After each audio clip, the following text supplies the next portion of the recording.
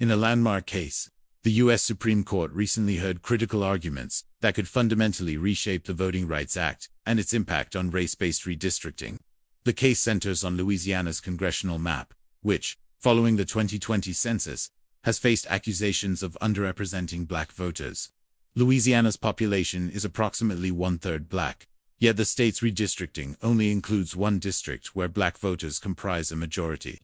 This has raised serious concerns among civil rights groups, who argue that this map dilutes black voting power, violating Section 2 of the Voting Rights Act, which prohibits voting practices that discriminate on the basis of race.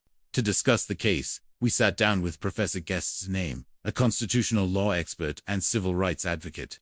The issue at hand is not just about political boundaries. It's about ensuring that historically marginalized communities are fairly represented in the political process, the professor explains.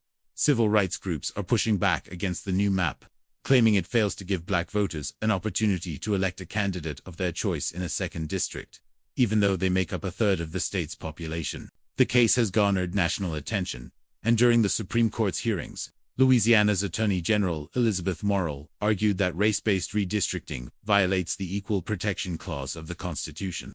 Race should not be a predominant factor in drawing district lines, Morrill contended, emphasizing that redistricting must be based on neutral principles such as population and geography.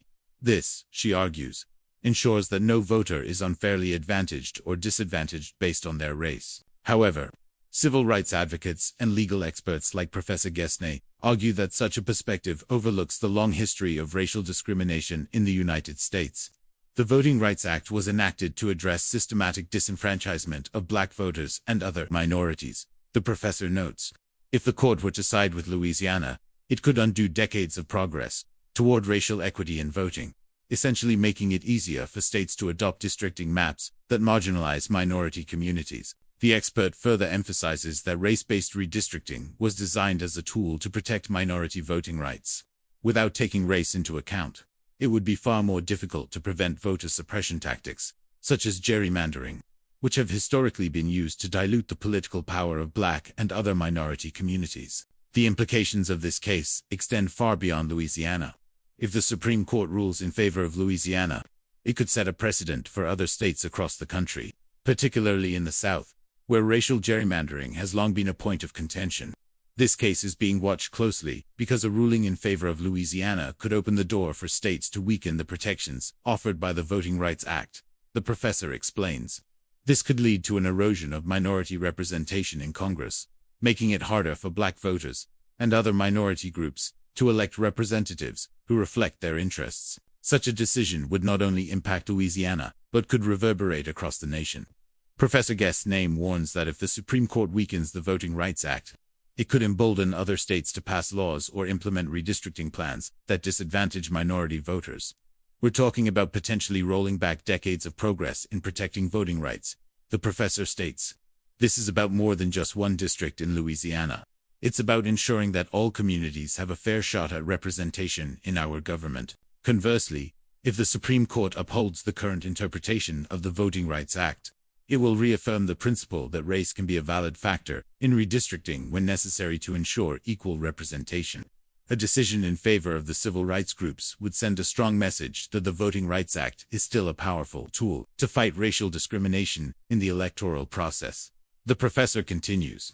It would reinforce the idea that we cannot ignore race when it comes to ensuring that all Americans are equally represented. While the justices heard arguments on both sides, the case has sparked a broader conversation about race, representation, and the future of American democracy.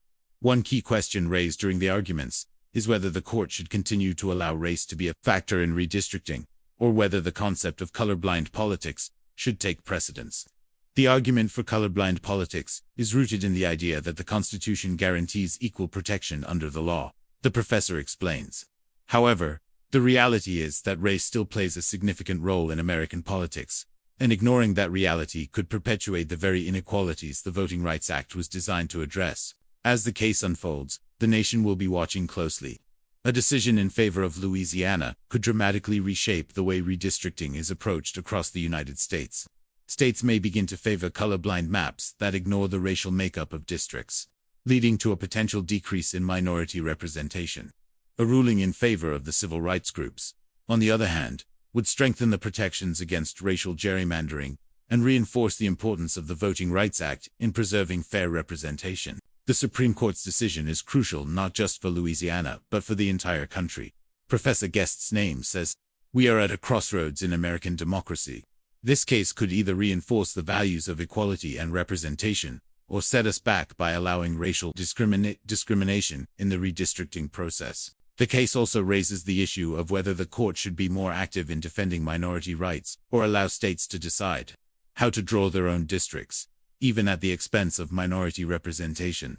The question here is whether we, as a nation, want to allow racial discrimination in the voting process. The professor concludes, "The Voting Rights Act has been a cornerstone of American democracy for over 50 years. A decision that weakens it could fundamentally alter the balance of political power in this country. As we await the court's decision, the future of fair representation in America hangs in the balance." This case underscores the ongoing struggle for racial justice and the critical role that voting rights play in ensuring that every citizen has a voice in our government. The court's ruling will shape the future of redistricting and voting rights for years to come, making this one of the most important cases in recent memory.